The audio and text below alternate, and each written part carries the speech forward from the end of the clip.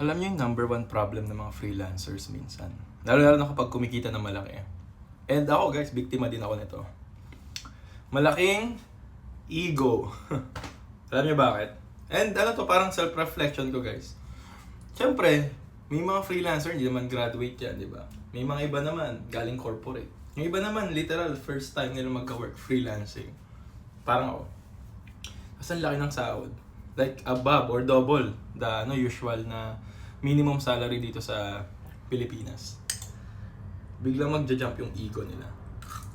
Flex ng pera. Now, I'm not saying na in a bad way, pero more of reflection-ish way. Magja-jump ego. Provide kay ganito, bili ng ganyan, heal yung inner child. Now, hindi ko sinasabing masama yun.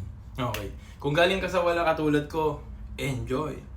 Pero guys, nung pinagdaan ako yung pace na yan, nakakainis. Kasi ang dami kong second order of consequences, third order of consequences. Ano yun?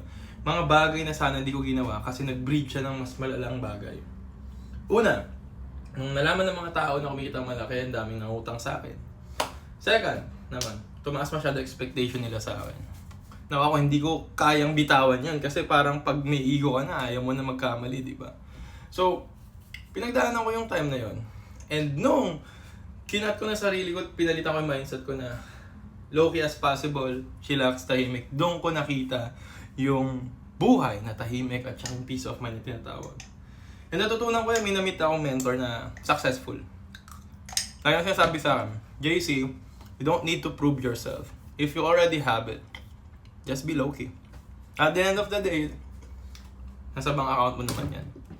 So, ayun. Sana nakatulong.